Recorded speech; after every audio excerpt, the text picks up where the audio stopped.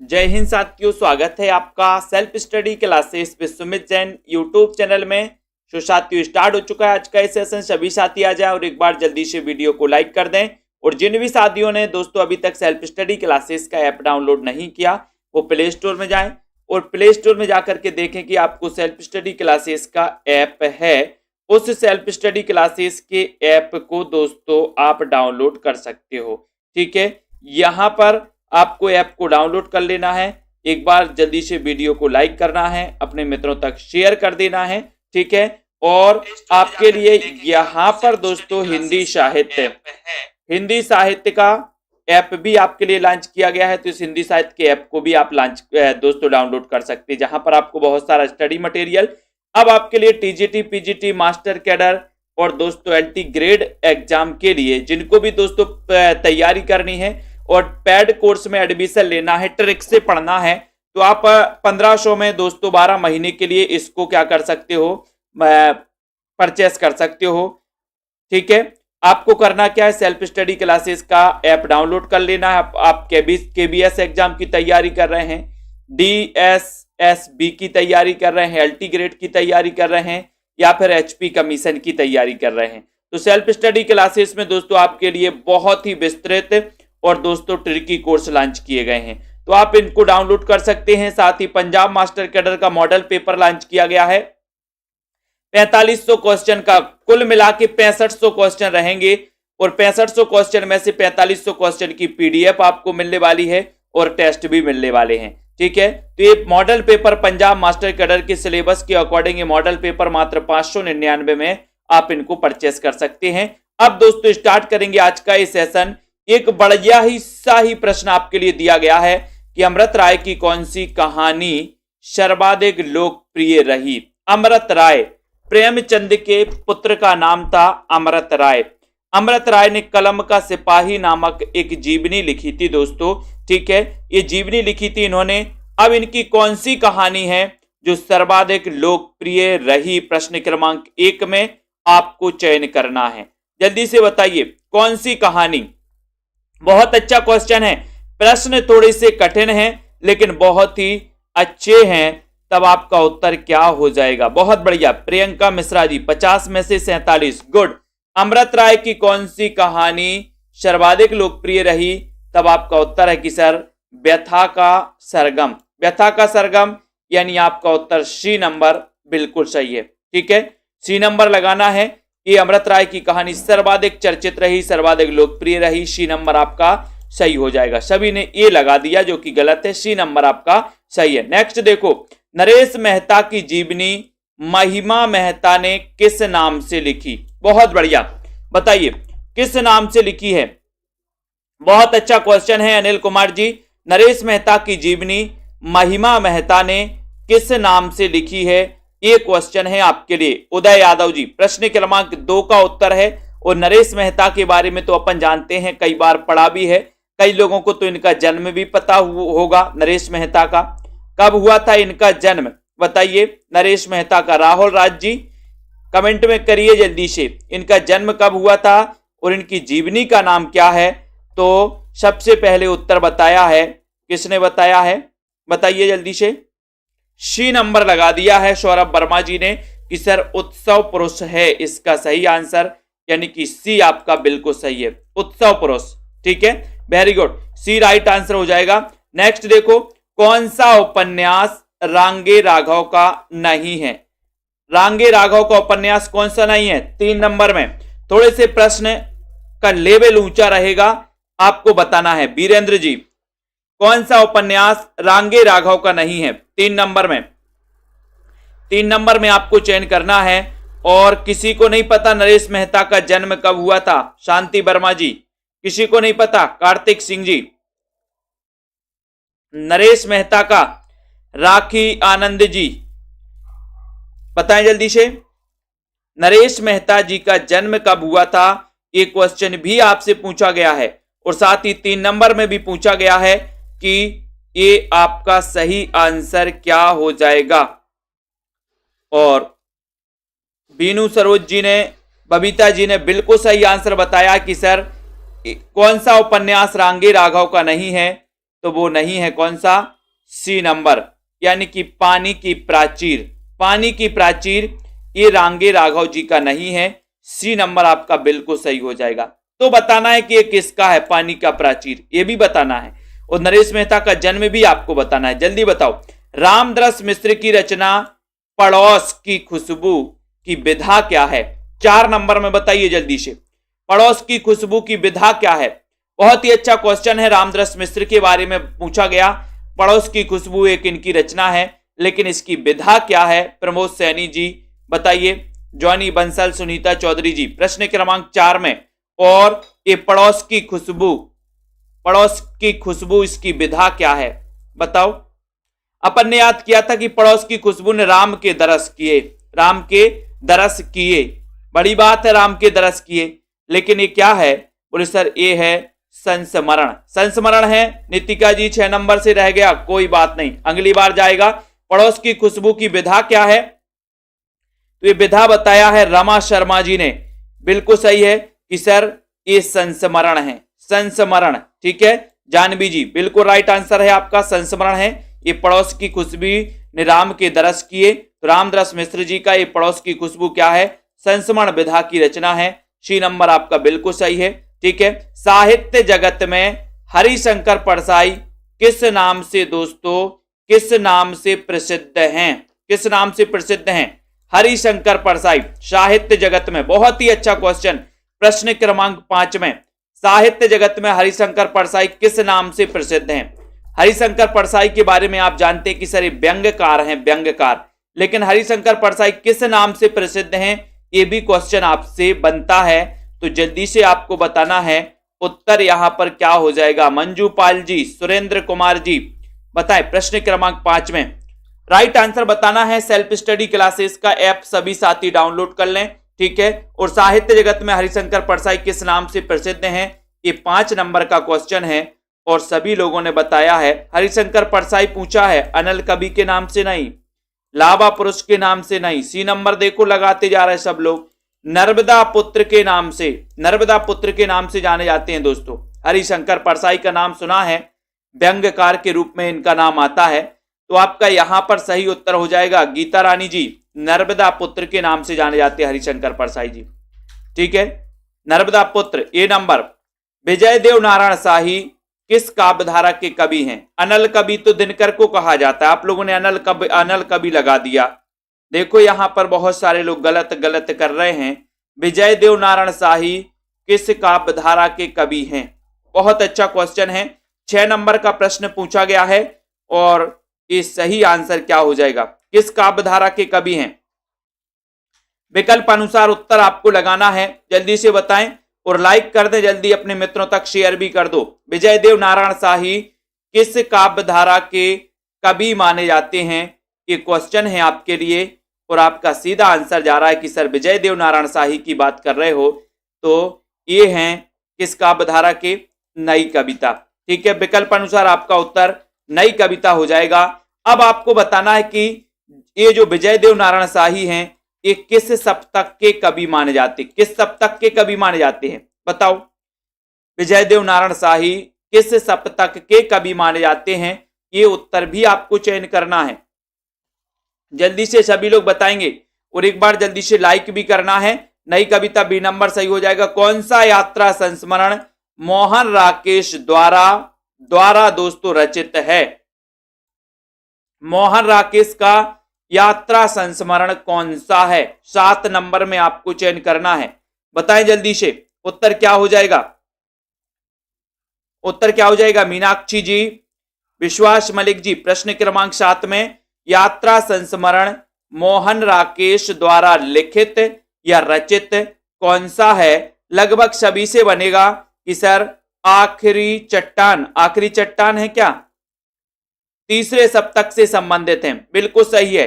और 7 नंबर में आपका सही उत्तर आ रहा है कि सर आखिरी चट्टान तक, ये जो यात्रा संस्मरण है ये मोहन राकेश द्वारा रचित है, यानी कि आपका उत्तर सी नंबर तो बिल्कुल राइट, ठीक है। सी नंबर बन रहे हैं क्वेश्चन की कठिन लग रहे? कुछ यादें कुछ बातें, रचना के लेखक कौन है?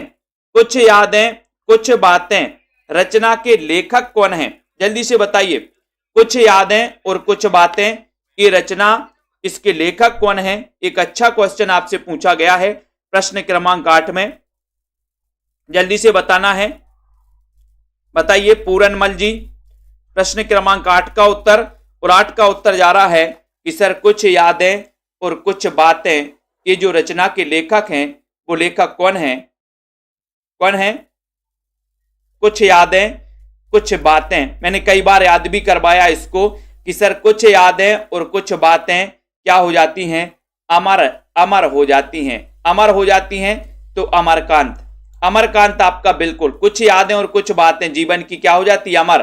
तो अमरकांत द्वारा रचित रचना है। बिल्कुल राइट आंसर प्रीत कमल जी, वेरी गुड। नेक्स्ट देखो, कौन सी रचना कृष्णाशोक्ति की है? अब कृष्णाशोक्ति की तो अपन ने कई बार यहां पर दोस्तों पढ़ा है प्रश्न क्रमांक 9 में। हम हसमत तो आपको पता ही है, ये तो है ही। सोप्ती एक सोहबत, अब सोप्ती से सोहबत आप समझ जाओगे।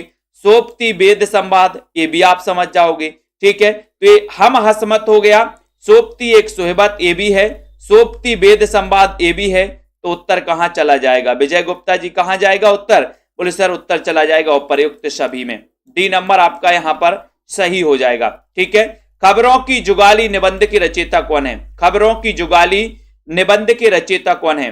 खबरों की जुगाली, बहुत अच्छा क्वेश्चन है। विद्यानिवास मिश्र, श्रीलाल शुक्ल अज्ञेय या फिर कृष्णाशोक्ति? 10 नंबर में आपको बताना है। खबरों की जुगाली, बोले मेरा लाल खबरों की जुगाली करता है। मेरा लाल क्या करता है? खबरों की जुगाली करता है। ठीक है, तो खबरों की जुगाली कौन करता है? बोले सर लाल करता है, लाल। तो ये खबरों की जुगाली निबंध के जो रचयिता हैं वो श्रीलाल शुक्ल हैं। श्रीलाल शुक्ल, यानी आपका उत्तर बी नंबर सही है। ठीक है, बी नंबर। प्रीत कमल जी आपका राइट आंसर बी बिल्कुल सही है। यहां पर तो नकल भी चल रही है आज। अनिल कुमार जी ए लगा दिया तो बोले ए चलता जाता। श्रीलाल शुक्ल। कौन सी आलोचनात्मक रचना विद्यानिवास मिश्र की है? बताइए कौन सी आलोचनात्मक रचना बताना है प्रश्न क्रमांक 11 में। 11 का राइट आंसर बताएंगे सभी साथी।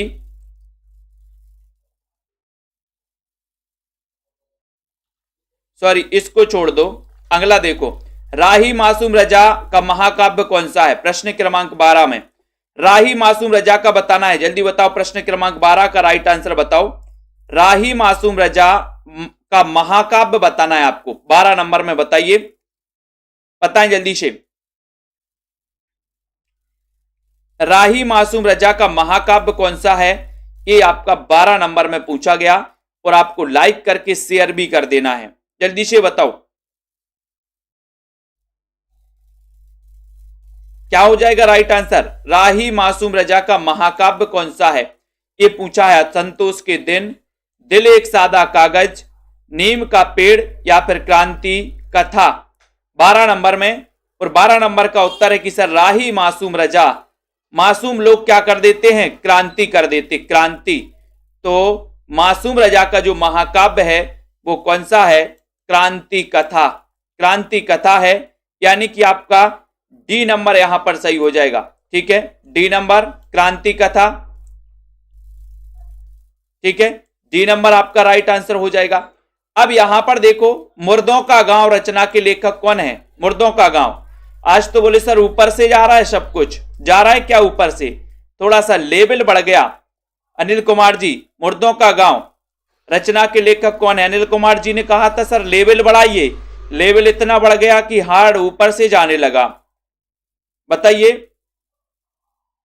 मुर्दों का गांव रचना के लेखक कौन है? मुर्दों का गांव, विजय देव नारायण शाही, धर्मवीर भारती?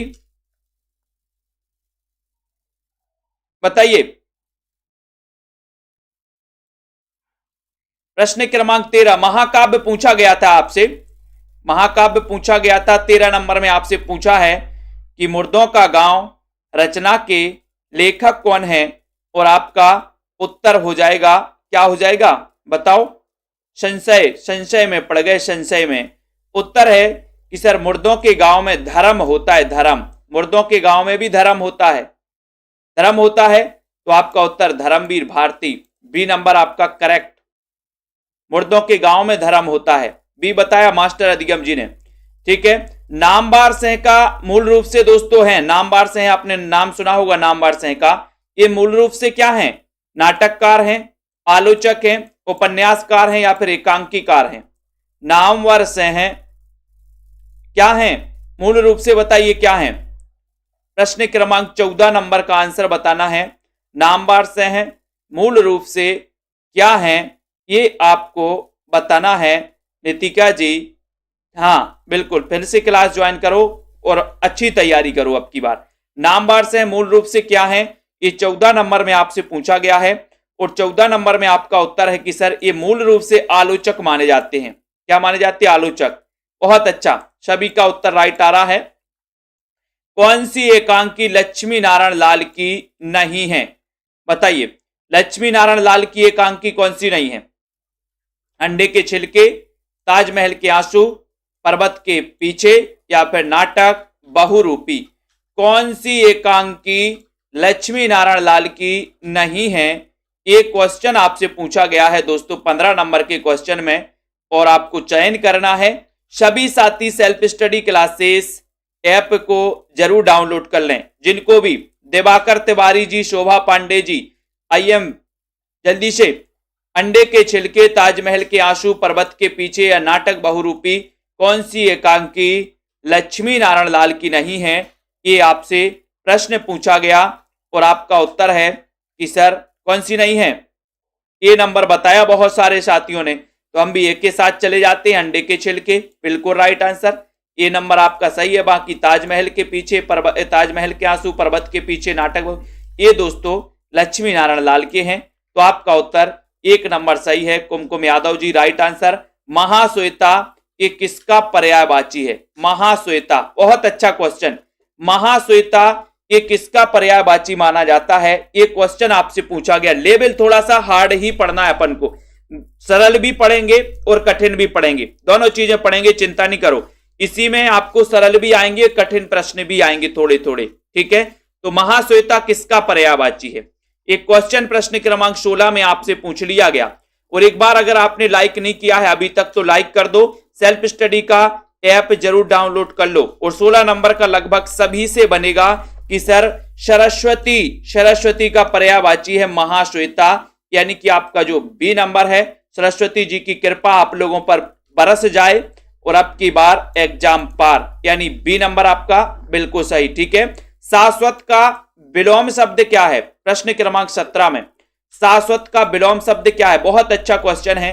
शाश्वत का विलोम तो कई बार पूछा गया है, बताइए प्रमिला जी, अनिल कुमार जी, जॉय जी बताएं, निधि दुबे जी, सुषमा देवी जी। प्रश्न क्रमांक 17 में विनोद कुमार जी बताएं, शाश्वत का विलोम कई बार पूछा गया 17 नंबर में और उत्तर चला गया कि सर शाश्वत का विलोम होता है क्षणिक, यानी कि आपका ए नंबर बिल्कुल सही है। क्षणिक आपका शाश्वत का विलोम एक number right answer, very good.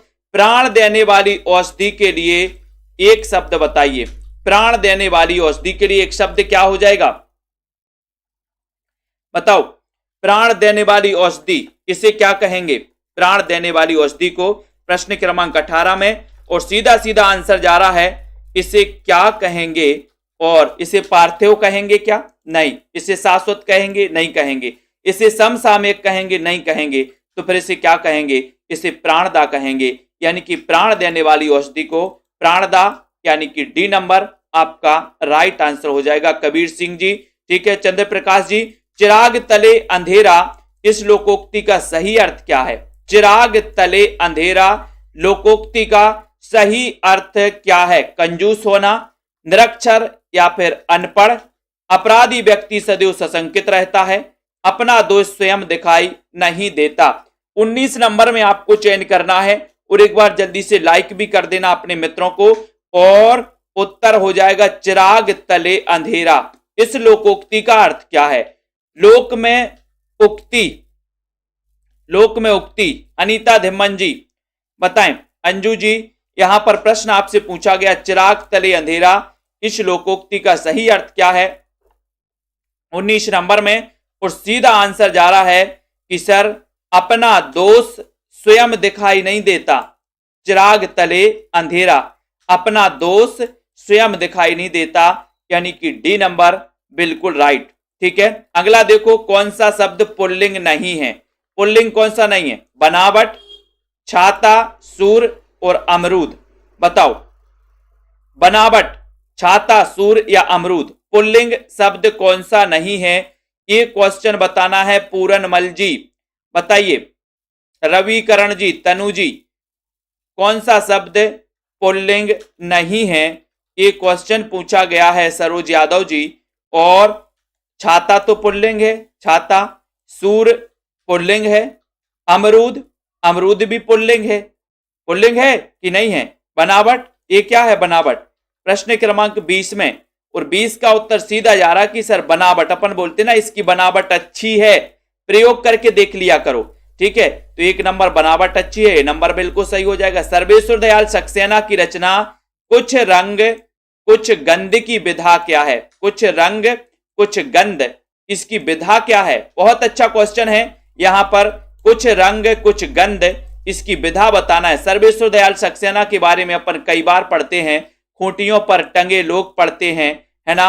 और दोस्तों ये बताना है आपको, एक सूनी नाव पढ़ते हैं, इनकी रचना सर्वेश्वर दयाल सक्सेना की, और कुछ रंग कुछ गंध इनकी ही रचना है। और इसकी आपको बताना है कुछ रंग कुछ गंध, इसके बारे में आपको चयन करना है कि इसकी विधा क्या है। ये संस्मरण है, यात्रा वृतांत है, उपन्यास है, या फिर रिपोर्टाज है।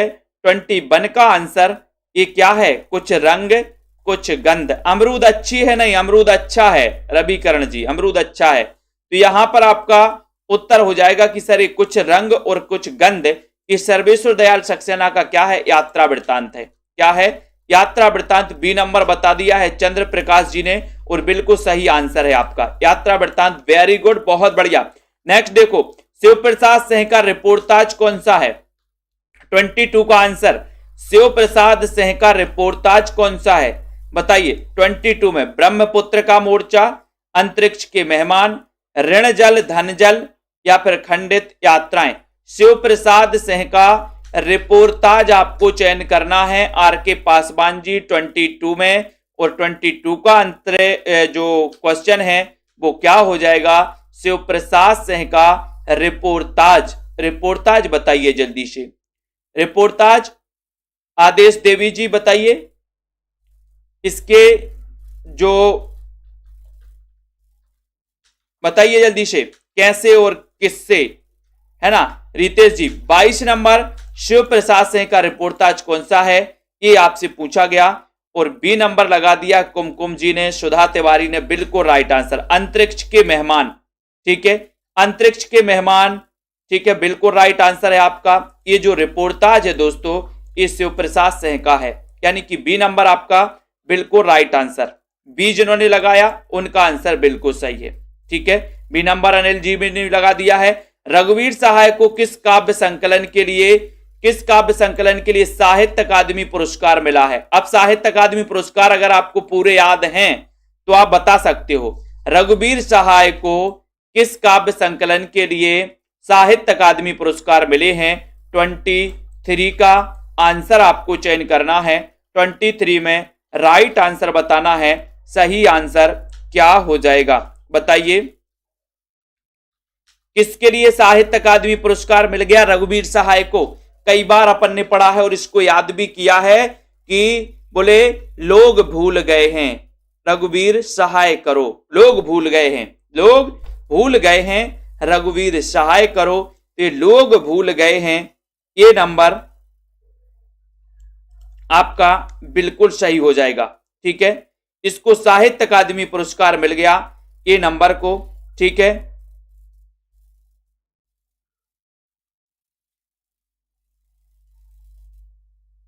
लोग भूल गए हैं,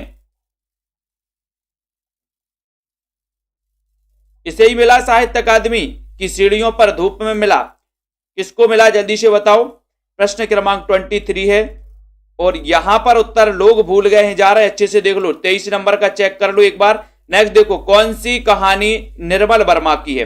निर्मल वर्मा की कहानी कौन सी है? जल्दी से बताइए, निर्मल वर्मा की कहानी कौन सी है?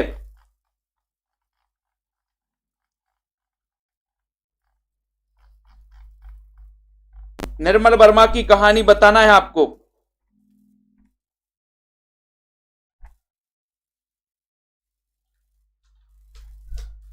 निर्मल वर्मा की कहानी कौन सी है?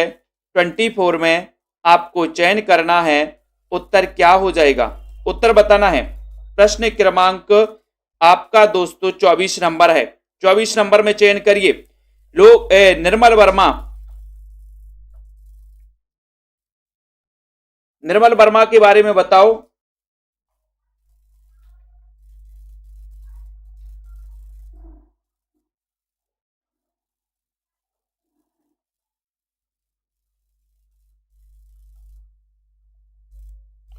और यहां पर 24 का आपका राइट आंसर हो जाएगा। क्या हो जाएगा कि सर 24 में आपका सही है ये पिक्चर्स पोस्ट कार्ड। ये आपका बी नंबर, ये निर्मल वर्मा जी की कहानी है। बी नंबर आपका बिल्कुल सही हो जाएगा। ठीक है, अगला क्वेश्चन देखो। राजेंद्र यादव किस कहानी आंदोलन के दोस्तों महत्वपूर्ण हस्ताक्षर हैं? राजेंद्र यादव के बारे में बताना है, जल्दी से बताओ।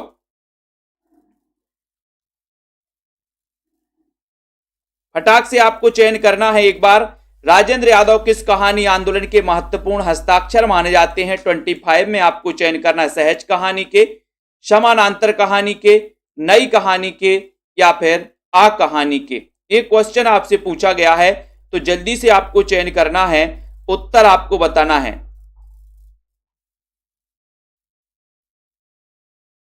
यहां पर राजेंद्र यादव की किस कहानी आंदोलन से संबंधित हैं 25 में? और 25 का आंसर है कि सर ये नई कहानी आंदोलन से संबंधित हैं। सी नंबर आपका सही है। अब आपको साहित्य अकादमी पुरस्कार याद करना है। 1984 में किसको मिला था साहित्य अकादमी पुरस्कार? आपको पता है क्या? 1984 में किसको साहित्य अकादमी पुरस्कार मिला था? 1984, सौरभ वर्मा जी। ठीक है, यह कौन सा सर्वनाम है? यह कौन सा सर्वनाम है बताइए? यह कौन सा सर्वनाम है? आपको चयन करना है। निजवाचक है, पुरुषवाचक है, या फिर दोस्तों निश्चयवाचक है? क्या हो जाएगा? यह कौन सा सर्वनाम है? आपको जल्दी से चयन करना है और लाइक करना है। अब कल का होमवर्क आपके लिए दिया जा रहा है कि कल आपको साहित्य अकादमी पुरस्कार याद होना चाहिए पूरे के पूरे। आपको साहित्य अकादमी पुरस्कार वाली ट्रिक वाली वीडियो भी दी है, उसके बाद भी आपको साहित्य अकादमी पुरस्कार याद नहीं है। लाइन से सभी लोग गलत बता रहे थे और कुछ ही एक दो लोग थे जो सही बता रहे थे। बाकी लोगों को साहित्य अकादमी पुरस्कार पता ही नहीं है, लोग भूल गए हैं। रघुवीर सहाय करो। और आपका उत्तर यहां पर हो जाएगा कि यह कौन सा सर्वनाम है 26 में। और उत्तर है कि सर ये निश्चयवाचक सर्वनाम है, यानी कि आपका सी नंबर यहां पर बिल्कुल सही है। C number right. कर सरोज जयमाल उठाई, प्रेम विवश पहिराई न जाई। ये पंक्तियों में कौन सा अलंकार है? 27 नंबर में। कर सरोज, जल्दी से बताएं, फटाक से आपको चयन करना है। कर सरोज जयमाल उठाई, इसमें आप चयन करेंगे। सही आंसर क्या हो जाएगा?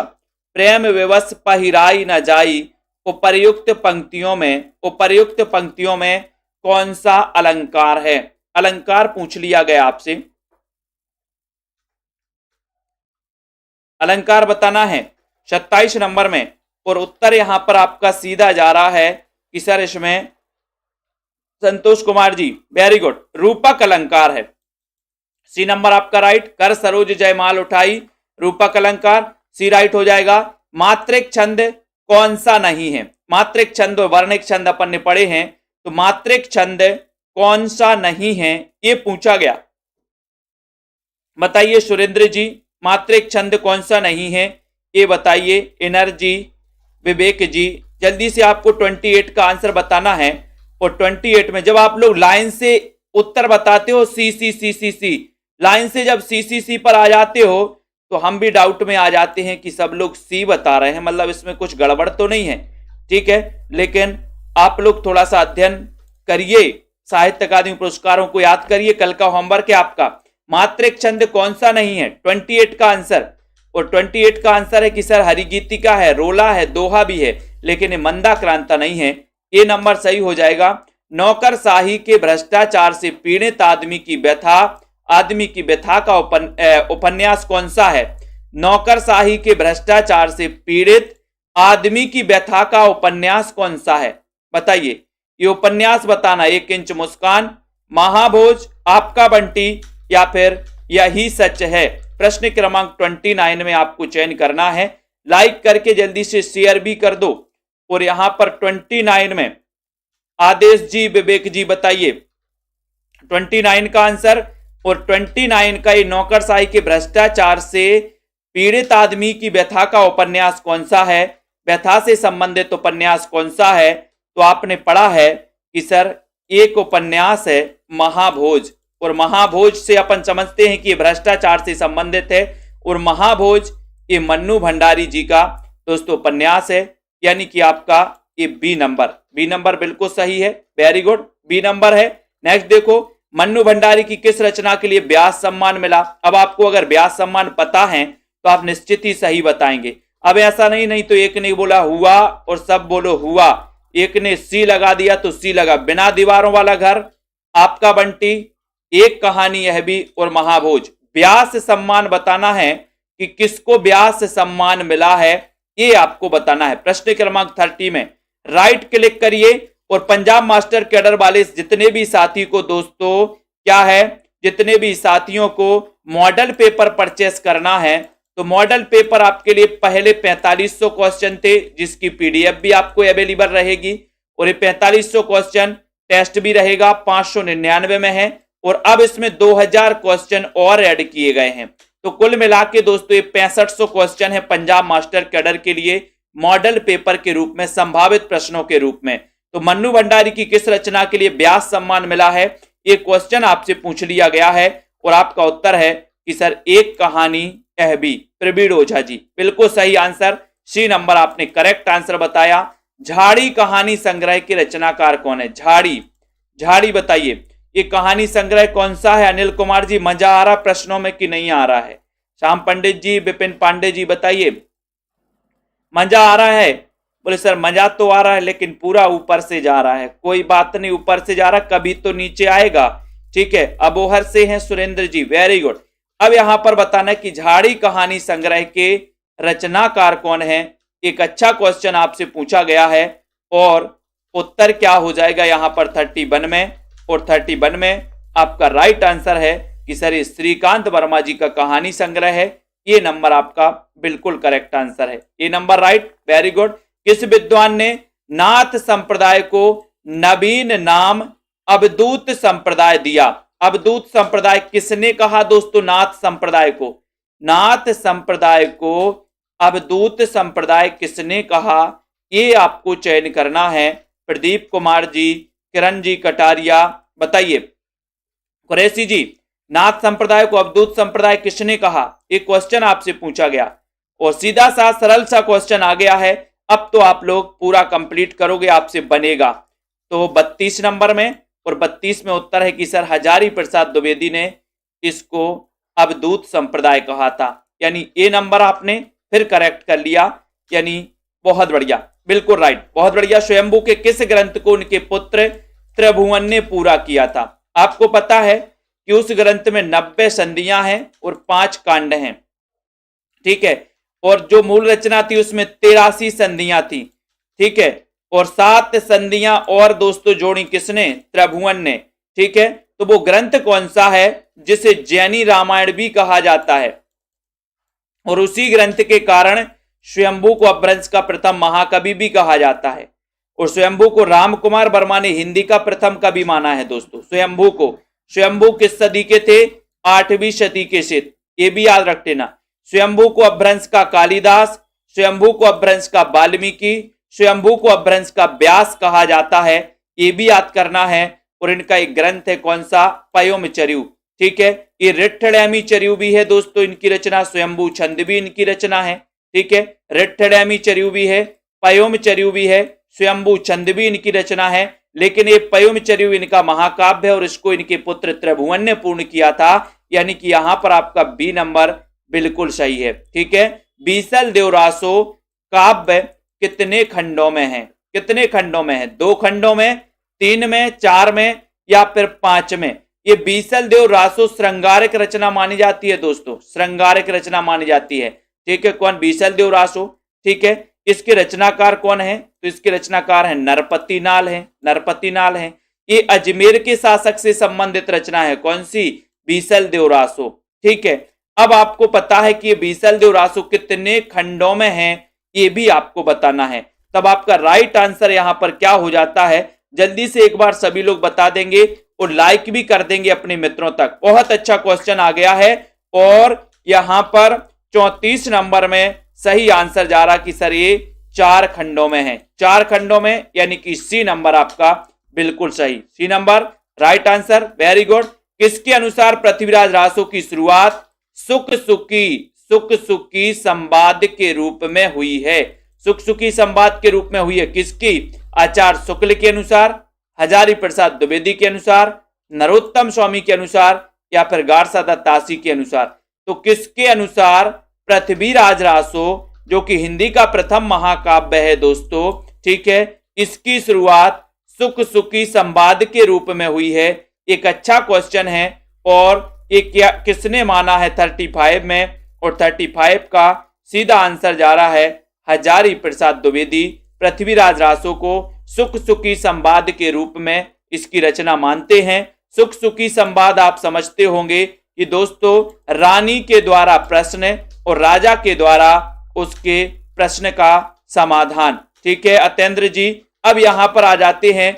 अमीर खुसरो ने गयासुद्दीन के बेटे को हिंदवी की शिक्षा देने के लिए किस कृति की रचना की थी? बहुत अच्छा क्वेश्चन है। अमीर खुसरो ने गयासुद्दीन के बेटे को हिंदवी की शिक्षा देने के लिए किस कृति की रचना की थी? ये क्वेश्चन भी पूछा गया।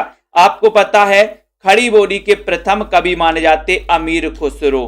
ठीक है, ये भी याद कर लेना है। अब आपको बताना है, उत्तर बताना है चंद्र प्रकाश जी कि अमीर खुसरो खड़ी बोली के प्रथम कवि माने जाते हैं। इन्होंने गयासुद्दीन के बेटे को हिंदवी की शिक्षा देने के लिए किस ग्रंथ की रचना की? ये क्वेश्चन आपसे पूछा गया। तब आपका राइट आंसर है कि सर वो रचना है कौन सी? खालिक बारी। बहुत बढ़िया आंसर सिमरन जी, बिल्कुल राइट आंसर बताया है आपने अनीता सिंह जी। खालिक बारी आपका सी नंबर सही है। और आप अमीर खुसरो के बारे में, अमीर खुसरो का आपको बताना है। पूरा नाम बताइए इनका, क्या था वास्तविक नाम? प्रछन्न बौद्ध किसे कहा जाता है? प्रश्न क्रमांक 37 में बताइए, प्रछन्न बौद्ध किसे कहा जाता है? निरुपमा द्विवेदी जी, संतोष कुमार जी, मुकनतार जी। प्रश्न क्रमांक 37 में और राइट आंसर कौन सा हो जाएगा? और आपको बताना है कि प्रछन्न बौद्ध किसे कहा जाता है? शंकराचार्य को, स्वामी हित हरिवंश को, निम्बार्काचार्य को या फिर रामानंद को? ये भी क्वेश्चन आपसे पूछा गया 37 में। और 37 में सीधा आंसर जा रहा है कि सर प्रछन्न बौद्ध कहा जाता है किसको? शंकराचार्य को। शंकराचार्य ने अद्वैतवाद की स्थापना की थी। किसने? शंकराचार्य ने। ठीक है, स्मार्त संप्रदाय की स्थापना भी की थी किसने? शंकराचार्य ने। ठीक है, तो यहां पर आपका उत्तर क्या हो जाएगा? 1 नंबर सही हो जाएगा। ठीक है, कबीर ग्रंथावली नाम से कबीर की रचनाओं का संकलन किसने किया, संपादन किसने किया? बताइए, कबीर ग्रंथावली नाम से कबीर की रचनाओं का संपादन किसने किया? प्रश्न क्रमांक 38 में आपको बताना है। जल्दी से बताइए क्या हो जाएगा आपका राइट आंसर? प्रश्न क्रमांक 38 लाइक करके अपने मित्रों को शेयर करें। सेल्फ स्टडी क्लासेस का ऐप डाउनलोड कर लें। अभी आपके लिए कोर्स लॉन्च किया गया और एक कोर्स मात्र 1500 में लॉन्च किया गया। आपको दोस्तों 5000, 6000, 3000 फीस नहीं भरनी, मात्र 1500 फीस भरनी है। अब इसमें देखो आपके लिए लाइव क्लासें हैं, आपके लिए टॉपिक वाइज टेस्ट हैं, आपके लिए हर संडे को टेस्ट है अलग से। ठीक है, आपके लिए रिकॉर्डेड कोर्स है, आपके लिए पीडीएफ उपलब्ध है जिनको आप पढ़ सकते हो पीडीएफ को। ठीक है, डाउनलोड नहीं होंगी, पढ़ सकते हो। और आपके लिए ट्रिकी वीडियो उपलब्ध है, आपके लिए डाउट्स वाली क्लासें उपलब्ध हैं और आपके लिए बढ़िया सा ग्रुप है जिसमें आप डिस्कशन कर सकते हो। आपकी समस्याएं का वहां पर हल भी किया जाता है। और यहां पर 38 का आंसर बताना है और उत्तर है कि सर श्याम सुंदर दास ने कबीर ग्रंथावली नाम से कबीर की रचनाओं का क्या किया था, संपादन किया था। ठीक है, तो इतनी प्रश्नों को अपन ने आज पढ़ लिया है। थोड़े से प्रश्न आपको कुछ कुछ लगे होंगे कि थोड़े से बड़े हैं, यानी कि थोड़े से कठिन प्रश्न लगे होंगे, बाकी की अपन को लेवल को दोस्तों हार्ड और सरल तरीके से अपना बढ़ते जाना है, पढ़ते जाना है। ठीक है, और जिन भी साथियों को कोर्स में एडमिशन लेना, बढ़िया है, अभी 1500 में 12 महीने का ऑफर है, 12 महीने की वैलिडिटी रहेगी इसमें आपके लिए। और आप दोस्तों रिकॉर्डेड से भी पढ़ सकते हैं। अगर आप लाइव क्लास अटेंड नहीं कर पाते, आपको टाइम नहीं है, तो आप अपने टाइम के अनुसार रिकॉर्डेड कोर्स से भी पढ़ सकते हो। ठीक है, और इनको दोस्तों आगे भी आपको पढ़ना है। मास्टर कैडर वाले हमारे साथी जितने भी हैं, वो सभी मास्टर कैडर का नोटिफिकेशन आ चुका है। मास्टर कैडर के लिए दोस्तों हिंदी की 240 पोस्टों पर आपको अध्ययन करना है और दोस्तों अपना क्या सिलेक्शन पाना है। तो आपके लिए मास्टर कैडर के लिए स्पेशल सिलेबस के अनुसार मॉडल पेपर बनाए गए। इन मॉडल पेपर में 6500 प्रश्नों, सिलेक्टेड 6500 प्रश्नों को दोस्तों समायोजित किया गया है। आप इन प्रश्नों को हल करें और इनमें से 4500 क्वेश्चन की पीडीएफ भी आपको मिल जाएगी। ठीक है, बहुत बढ़िया। संतोष जी, प्रवीण जी, ममता जी, रामा जी, रीता कांत जी, मोक्षा जी, रेखा जी, नितिका जी, बिल्कुल, भावना गंगवार जी, शांति वर्मा, बाल गोविंद जी, तनु जी, पुष्पा, सरोज जी, राहुल जी, बीनू जी, सभी साथियों को बहुत बहुत धन्यवाद। लखविंदर जी, शालिनी, बबीता जी, सुरेंद्र जी, रेखा जी, उदय जी, गुरप्रीत जी, मुकनत जी, ठीक है, नवदीप जी, सभी को धन्यवाद। पढ़ते रहें और अध्ययन करते रहें। अभ्यास जितना ज्यादा करोगे उतना ज्यादा आप आगे बढ़ोगे। विवेक यादव जी, ठीक है, सुजाता, बहुत बढ़िया, चंद्र प्रकाश जी, वेरी गुड। और अभ्यास करते रहें। आज के इस वीडियो के लिए बस इतना ही। रात्रि 10 बजे भी एक क्लास होती है दोस्तों एग्जाम पार में, वो भी आप लोग पढ़ें, अभ्यास करें, निरंतर क्लासें चलती हैं। ठीक है, तो धन्यवाद। किरण जी, उदय जी, कैलाश जी, आरती गौर जी, धर्मेंद्र जी, सुधा तिवारी जी, रवि जी, रविकरण दिवाकर जी, बिल्कुल, राखी आनंद जी, जतेंद्र कौर जी, मधु जी, सभी को धन्यवाद। आज के इस वीडियो के लिए बस इतना ही। जय